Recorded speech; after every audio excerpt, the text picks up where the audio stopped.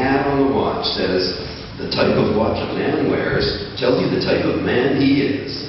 Well, if he's worth a watch that's worth $1.5 million, then he's an asshole. Okay? He paid $1.5 million to know what the time is, so he's also a stupid asshole. I mean, really, the funding is really bad. They had an art program going on, the province that they were paying for it, and they cut it, and which was really important because it gave people something really important to base their lives around. And I mean, even if the art was really bad, and I'm not saying it was, it's important to give people things that make their lives better. We let computer geeks play video games, athletic people do sports, psychopaths run for public office. And actually, there was a study done, because politicians are always, they're always being asked questions. And in 2013, politicians in BC were asked a total of 50,000 questions, and they only answered 7 of them. 5 of them were, will you stop grabbing my ass? But I really think that politicians should do their speeches in comedy clubs. I think they'd be way funnier than the comics. They'd be like, I'm for jobs, the economy, and the environment. And the audience would be like, that's hilarious! Anyhow, let's... oh, thank you. Let's move along with the show. Oh, hey, Don, great to see you. Hey, he's one of our comics that are going to be up tonight. Right on. So, we have a treat for you. We have a magic show. I'm really looking forward to it. I love magic, and I would suck at it, so it's really nice to see someone who's going to be really good at it. So please, it's the magic of Merlin. Please give it up for Merlin!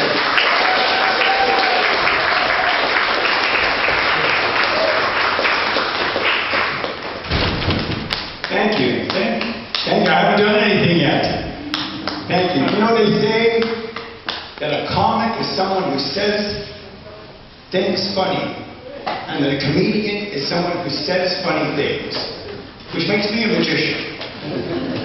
In fact, for over 20 years, I was the most seen magician in Canada from coast to coast to coast, which explains why no one has ever heard of me. Not that I'm bitter. At high school a few weeks ago, I walked out there on the stage in front of those kids, and as a magician of over 40 years experience, I knew exactly what those teenagers were thinking. Fuck, he's old. I travel across this country so often, people ask me where I'm from without thinking. I usually just say Canada, so of course the logical question follows, oh yeah, what street? I was just in California in the Silicon Valley. They're always inventing new things in the Silicon Valley. In fact, they've invented a new 4-letter word there. They call it cash. I had to rent a room in Santa Clara, Santa Rosa, Santa Claus, one of those Santas. And the woman at the front desk says, are you paying Visa, American Express, and MasterCard or Discover? I said, I'll pay cash. She goes, do you have ID?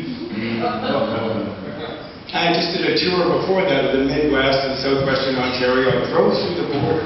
I haven't done that in years. It's changed so much. I can't believe how fast you get through in those H&M lanes. But this guy at the border, this border guy, I swear he's trying to scare the hell out of me. He said, where are you coming from? Winton? Where are you going to? Detroit? Are you carrying the gun?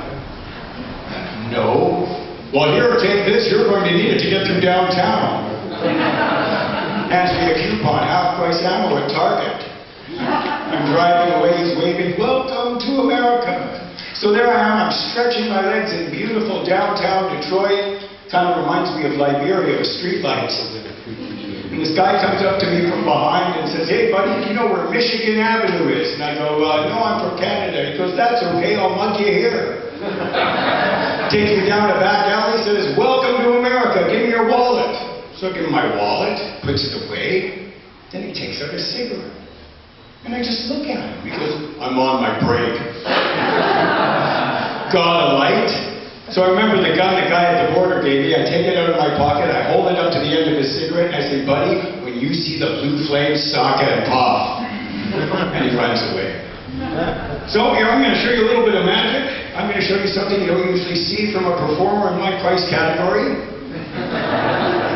A beautiful dancer will materialize from the folds of this scarf right before your very eyes. Watch closely, please.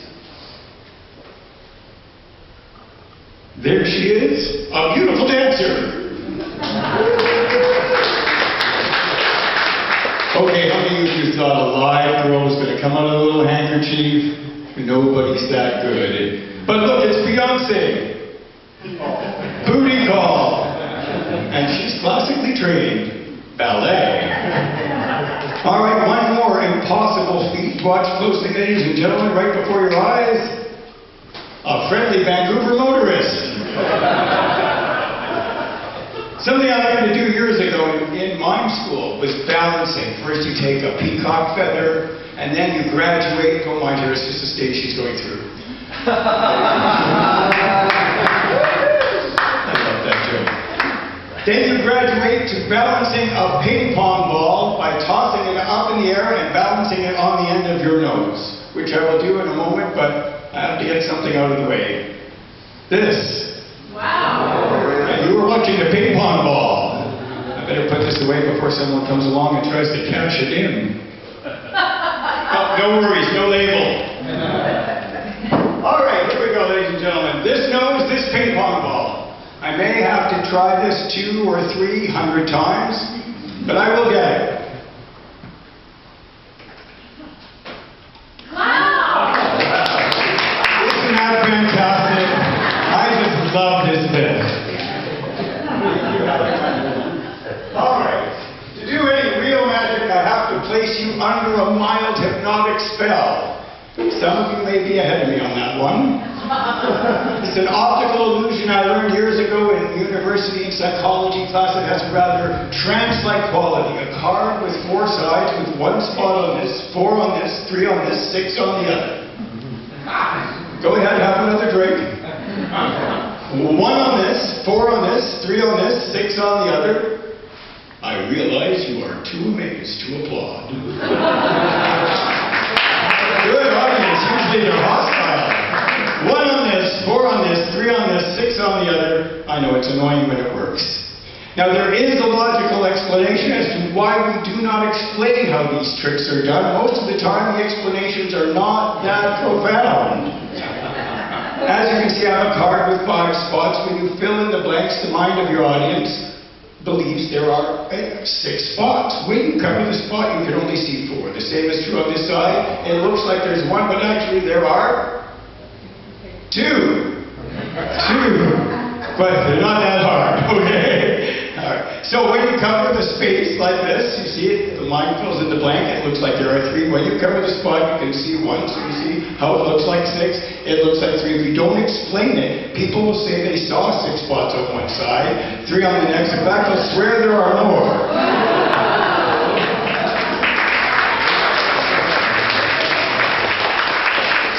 And now that the spell has taken effect, I'm going to try a little bit of mind reading. What is your name, ma'am? Tammy. Pardon me? Tammy. Hammy?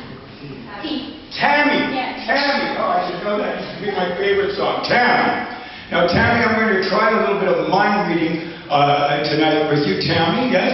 But Tammy, in order to protect your identity, I'm going to call you Anya. Okay, so Anya, nobody knows that your name is Tammy. So Anya, I'm going to have you think of a playing card in a moment. I have a prediction of the playing card that you will be thinking of. But before I attempt this, it's a good idea to establish a bit of rapport.